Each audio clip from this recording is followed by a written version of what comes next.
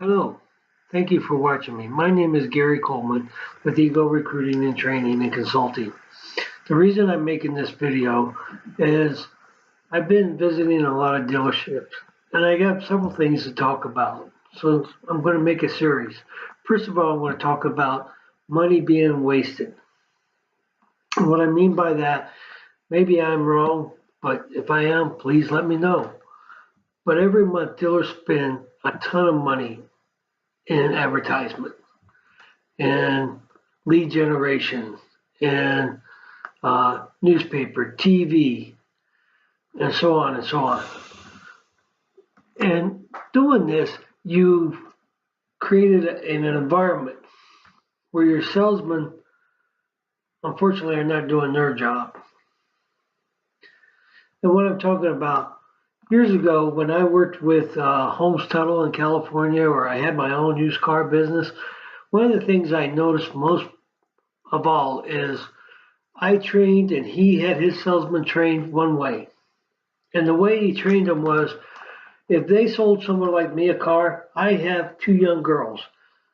They are, right now, they're 13 and 15 years of age. But I bought my truck 2 years ago.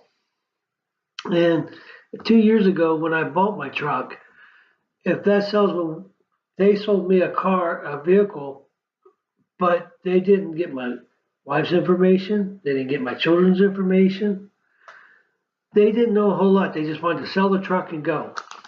But if they did, and they sent those children a email or a postcard to my email saying, "Hey, Shelly, Rebecca, congratulations.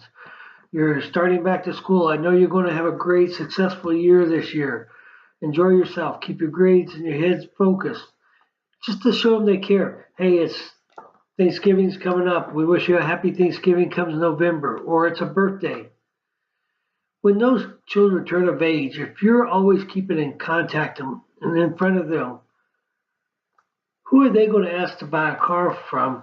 Daddy, can we go see Brian? Because Brian's always sent me these emails and kept in front of him. They're going to want to go buy the car from him. We no longer do that.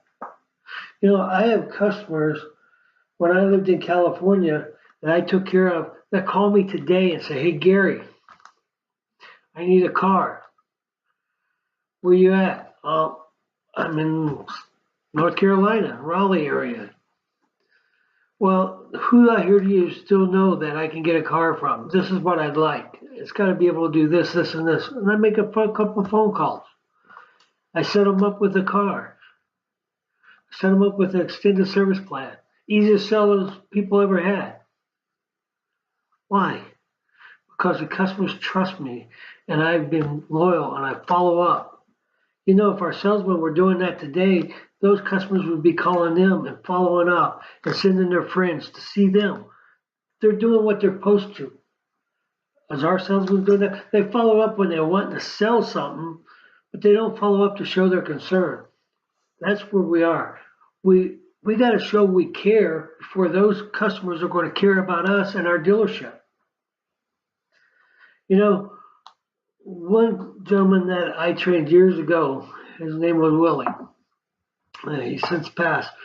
But AutoNation, when he came in, he had two little girls working for him. He sold 45 cars every month. I mean, religiously. And AutoNation refused to pay those two little girls that we had set up when Lou Webb owned the dealership, at a Toyota dealership, $1,000, which paid for their insurance. And then he paid them out of his commission, the rest of their pay. Well, guess what? He left, went to a Lincoln Mercury store. Guess what? Their sales from 175 units a month dropped all the way down into 65, 80 cars a month. Why? Because those customers were coming to see Willie. And some of those customers forgot Willie's name, and the other salesman got the benefit of it by being able to sell them because they referred to that dealership. But you know what? When Willie left, he took all of his customer base and sent them a letter. Guess what? They all went with Willie. They went to Lincoln Mercury, even though they were buying Toyotas. Why? They bought the vehicle because of the salesman concern and loyalty that he showed them. We're not doing that. That's where our shortfall is. You want to know why your numbers are not growing? And this is not a short-term fix. It's a long-term. You got to look at the long term. Where are you going to be 5 years, 10 years? When I go in and we're doing interviews, that's one of the questions they ask. How long, what do you plan on? Where do you plan on being in 5 years, 10 years from now? Sometimes, and you know what really got me was when Willie went to the Lincoln Mercury store, he was 65 years old. They didn't judge him because of his age or the way he looked. He says, I got a customer base, I want to go to work, and I'm willing to work if you'll give me a chance. Well, guess what? His chance made that owner millions of dollars the next 10 years. Now his niece runs that database. She's selling 100 cars a month on repeat and referrals. She's got 8 people working for her. That's what the dealers need. Salesmen like that. Not just order takers, but people that care. That's where we've lost our grip. We need to go back and care and build for the future.